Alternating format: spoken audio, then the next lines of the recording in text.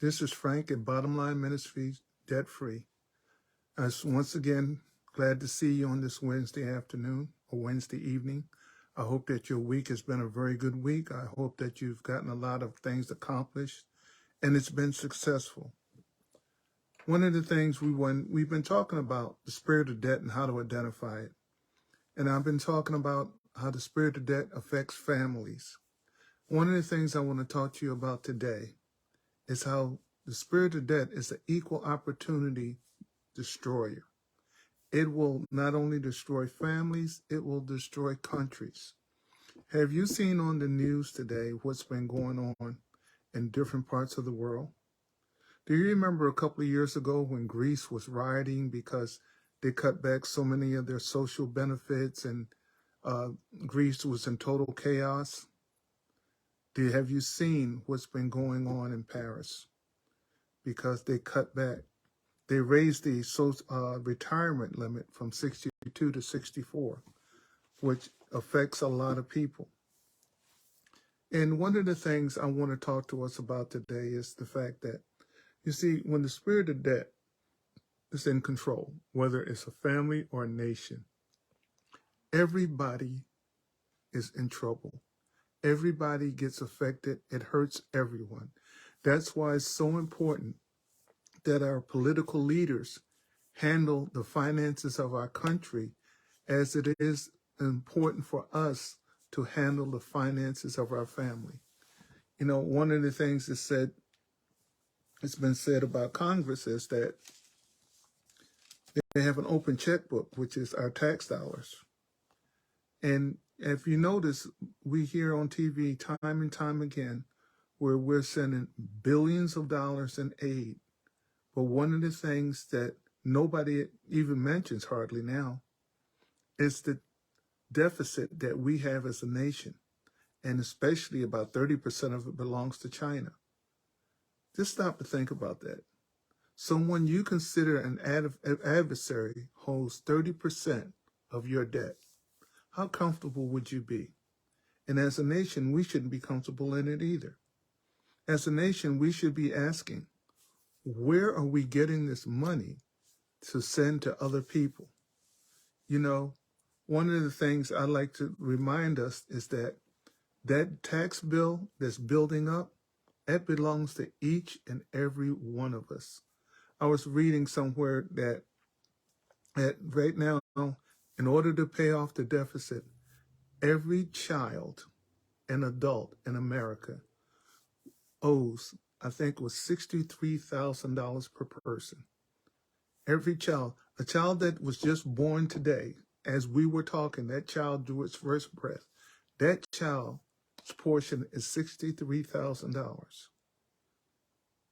And was just born into debt. So, you know, the spirit of debt is the equal opportunity destroyer. And one of the things I want you to understand is consumer spending in the past 30 years has exploded. It has absolutely exploded. I love watching football. And one of the things that I read also was that, do you know that a 30-second time slot advertisement, do you love the Super Bowl commercials? I love the Super Bowl commercials. I think some of them are hilarious. But it used to cost 30 years ago, they were somewhere around, I think it was $500,000 for 30 seconds. Do you know that today it's over $6 million for that same 30 seconds? Those commercials.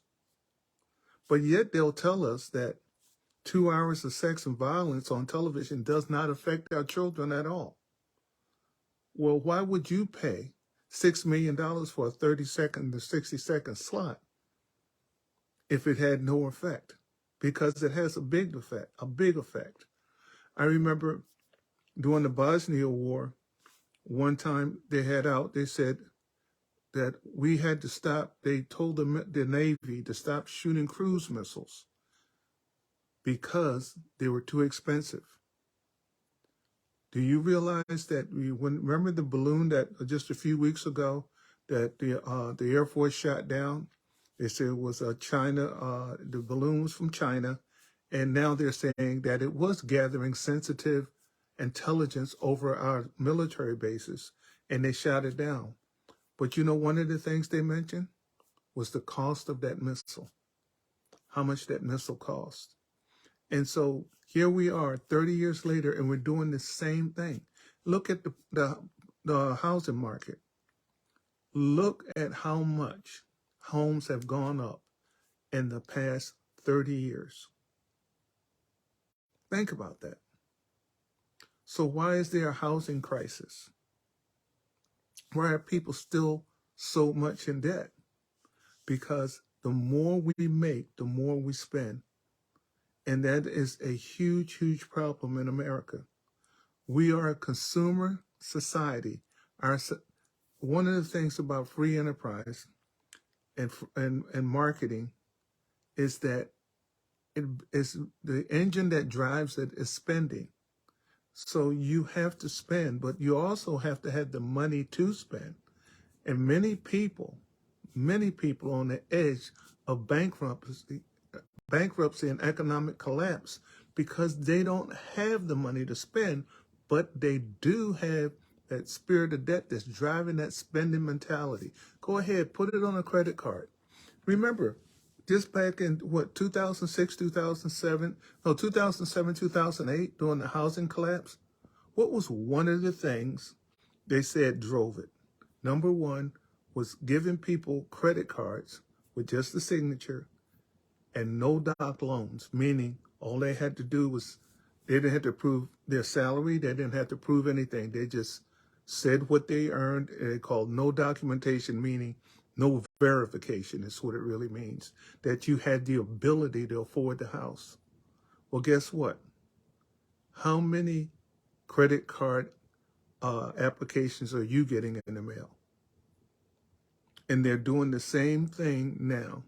They're going right back to the same thing. They're just rearranging it, and people are getting in the homes again. They're getting in the homes with little to no documentation. And so one of the things I know about us as Americans, we can be very arrogant. See, we see these things that's going on, say, for instance, in France. We see these things that are going on in other countries, and we go, oh, it can't happen here. Oh, yes, it can. It can very well happen here. Now, we just watched the 2 banks fail in America, and all the rest of the banks came to their aid. Why do you think the banks came to their aid? Because they want you to think that your money's safe and sound, and we all hope that our money's safe and sound, but how much trust do you put in it? If 2 banks failed, and the government's saying, you know, the banking system is strong, it's safe, but at the same time, they're saying that the banking regulators didn't do their job.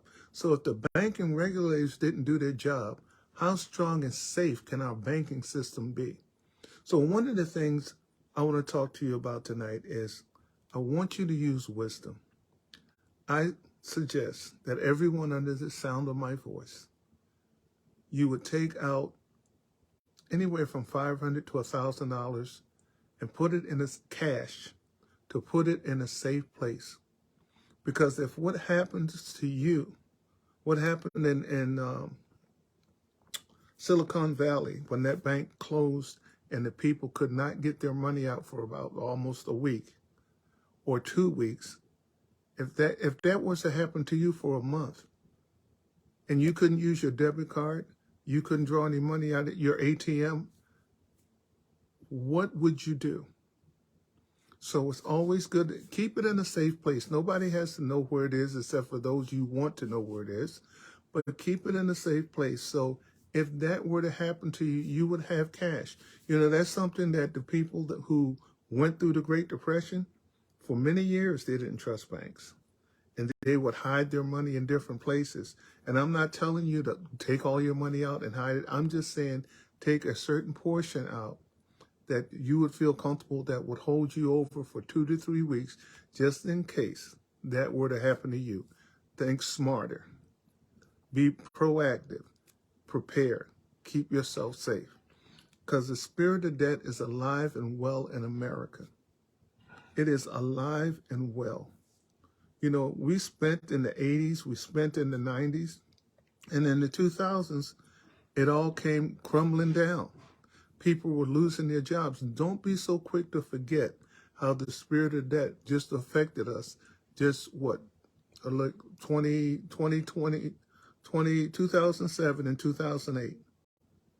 And here we are doing the exact same things that we were doing before. So use wisdom. And this is Frank at Bottomline Ministries DebtFree, reminding you that debt is not your destiny.